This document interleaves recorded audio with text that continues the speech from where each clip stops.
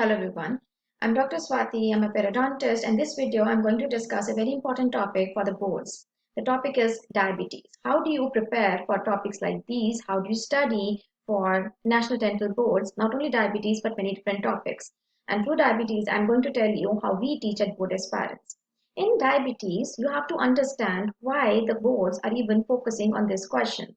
And this I'm going to explain you through three scenarios. The first scenario. You have a patient who walks into the clinic. He does not know that he has diabetes. You've seen him for the first time. So that means you have to check the patient. When we take the history, he does not know he's a diabetic. You are checking the patient's mouth. And what are those oral signs that can actually help you probably understand or have a differential diagnosis that the patient might be diabetic. And this is where you need to know about the oral manifestations of different systemic diseases. Second scenario. You have a patient who comes to you with a list of medications. Now, if you do not know what are the complications of those particular medications during your intraoperative procedure, during any procedure, be it implants or scaling or root planing, you have no idea if you should be aware of anything. If this particular drug is more prone to cause hypoglycemia, right? That means pharmacological knowledge is really important. Third scenario, a patient comes to you and he probably tells you that I got tested 6 months ago. At that time my HB1AC levels were whatever he tells you, but now he does not know. You have no idea if it's a controlled, uncontrolled. You check the oral cavity, everything seems to be okay. But now you're going to do an extraction today. What do you do?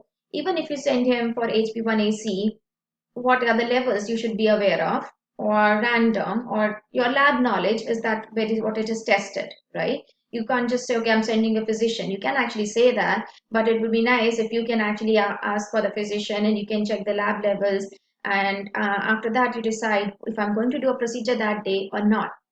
So your NBDE questions, your NBDE exams are focusing on these aspects, on your physiology, on pathology, and your pharmacology.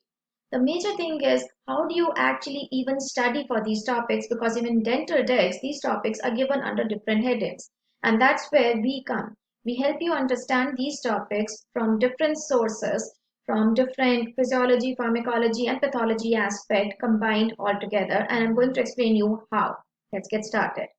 Now, in this, we are going to study through your physiology, pharmacology, and pathology through the question point of view. NDEB question, if you see the first question, they also talk about which of the following has a direct effect on periodontal tissues and diabetes associated gingivitis, and they have a list of questions, a list of options here, and you can understand that they are asking on your immunological knowledge here, right? Let's go to the question that is given in INBT. In this, in the left, if you see, they have a list of medications that the patient is on, and they've already told you the patient is a type 2 diabetic. Now here they're asking you which lab test provides a different definitive diagnosis for the complaint, and the complaint is my gum bleeds easily.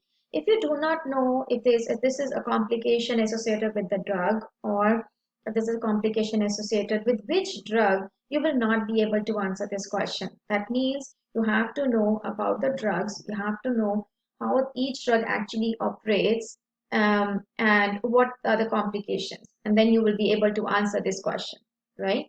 Moving on to diabetes. In diabetes, when we teach you, and actually this is how, even if you want to study on your own, you should study this way. You should start with the physiology of that disease. Diabetes, we know you have to know that polyuria, polydipsia, polyphagia, those are the first three things that you should know about diabetes mellitus. You have to have an idea about insulin. What is the role of insulin in diabetes? What are the factors that can cause increase in insulin or decrease in insulin?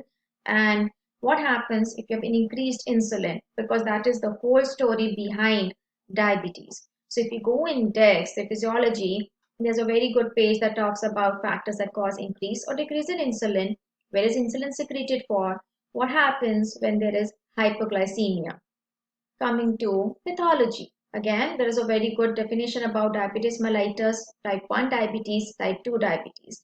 Why do we need to know about type 1 or type 2 diabetes? Is because in the INBD questions or even NDB questions, they can sometimes just give you that the patient looks like so and so, patient is obese, or patient says that his family doesn't have, he just got diabetes, or even the symptoms like a patient can just tell you that he's on these kind of drugs, he's on oral hypoglycemic drugs. These few things, like if an adulthood, or patient is obese, or if patient is on oral hypoglycemic drugs, this can give an indication if patient is type 2 diabetic or type 1 diabetic. Why you need to know? Again, the first scenario that I gave you, that you can suspect certain complications with oral hypoglycemic drugs, which might or might not be seen if the patient is on insulin. Okay, so you need to know these particular physiological aspects of the disease. Coming to the next one, oral pathology. What do we have to know when we are actually looking for something in a patient's mouth? Like my first scenario that I gave you, you're looking at the oral cavity. What is that you should know if the patient is a pre-diabetic? One major common thing is multiple periodontal abscesses. Yes, multiple periodontal abscesses should be a big sign for you to suspect that the patient might be a diabetic. Or if in a radiograph they show you there are lots of destruction happening, it's a very good sign that the patient has a systemic disease. And here also you have to understand the difference between aggressive and chronic periodontitis. Now, this is not a picture of aggressive periodontitis. This is a very good picture of a chronic periodontitis. You can see the amount of destruction, and this kind of destruction with your oral signs of probably multiple periodontal abscesses should make you think about diabetes. Okay.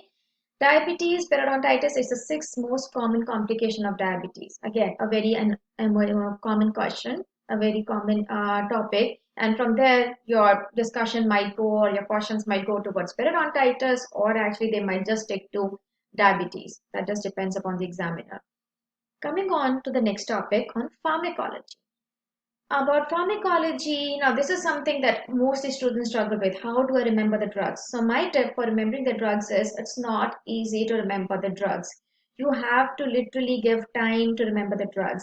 But there are usually very some kind of things that you can, try to remember it with. Like if you go to the pharmacological drugs, you have sulfonylureas, you have biguanides, you have thiazolidinones, you have magnetinides, and glucosidase inhibitors. Now, these five category of drugs, not very easy to remember. You will have to remember them. But if you do a constant revision, that's my advice. A constant revision is a way to remember these things.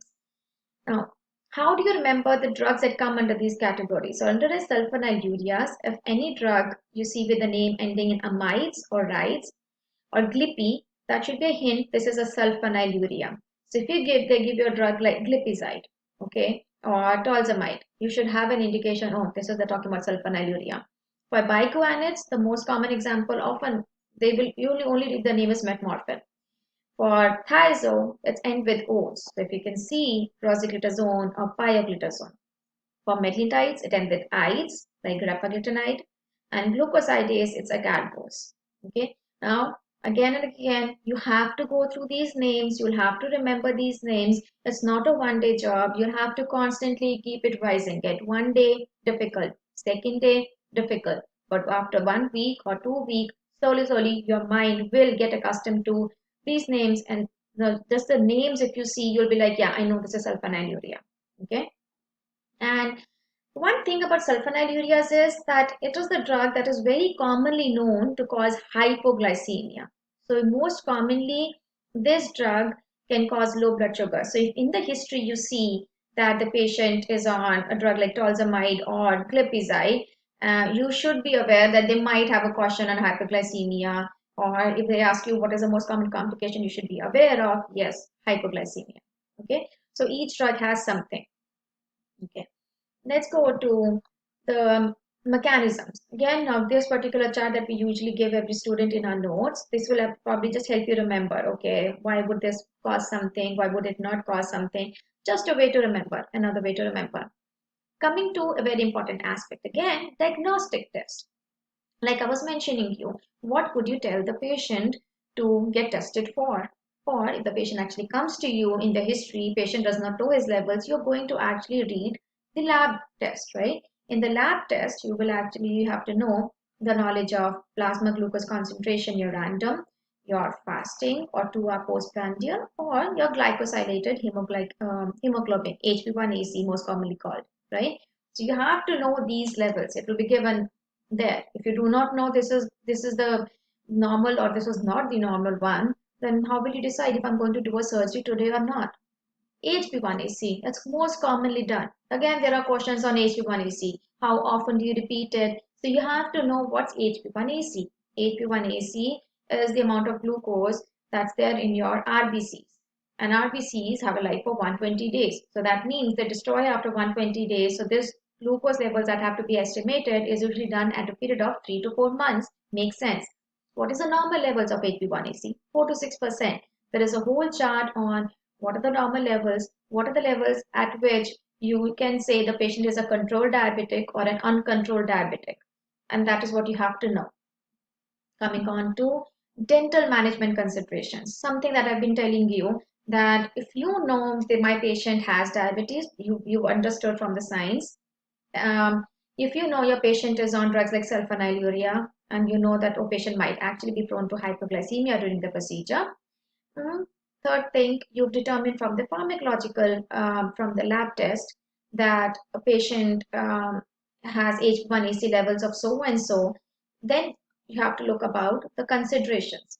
Now, you see here under analgesics, it says avoid use of aspirin or any other NSAIDs on patients taking sulfonylureas. It can worsen hypoglycemia.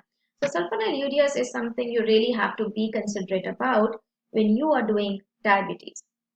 Again, in notes on the surgery, you can see if extensive surgery is needed, you have to be really careful. Will you do a surgery in a patient who is not well controlled? No, you're not going to do. You're going to refer the patient to the physician and determine that if his medications have to be modified or not.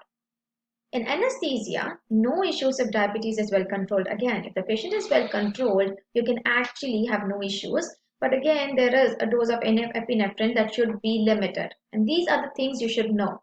So when you study for these things, for physiology or pharmacology, you have to be really careful. You don't have to remember everything, but you have to remember those critical points which can affect your dental treatment. And that's where smart studying is needed. Like how I've been telling you, you have to know about type 1 and type 2. You have to know about the lab test. You have to understand what is the complication of a particular drug. So pharmacological knowledge is needed, right? And I'm going to just talk about hypoglycemic shock here. This is a very common thing that happens in a dental scenario or in a medical, in your clinic scenario. Hypoglycemia, you're working on a patient and all of a sudden the patient start having these signs, which is mentioned, signs and symptoms, pallor, sweating, or all of a sudden dizziness. And that's where they ask you, oh, these are the medications, and all of a sudden patient started feeling dizzy. What do you think patient might be going through? And you can probably figure out the patient is hypoglycemic, sulfonylureas, or patient took a lot of insulin and he came empty stomach, probably having hypoglycemia. Next question, how do you treat it? So insulin shock can be corrected by giving the patient fruit juice or anything with sugar in it. Okay, intravenous glucose solution, glucagon, or anything, and then that's your answer for the treatment of hypoglycemic shock. So I hope with this video I've told you how to study for very clinical relevant topics like diabetes, or for that matter any topic that you're studying for the boards. And you have to know the physiology. You have to think from a clinical mindset when you're doing any topic. What can my patient have? And then you have to look for those topics in the decks. And in our coaching, we make the job easier for you by giving you the topics, where those topics are, what exactly to read from those topics, and how to approach these questions. I'm going to leave you with a question. The last one, which are the following conditions contraindicates treatment with dental implants? You can write your answer in the comment section. If you have any questions, I'm going to write about, I'm going to put the email of our board aspirants. You can always email us, and I'll see you next time. Also, if you like a video, please like and subscribe. Okay, bye-bye.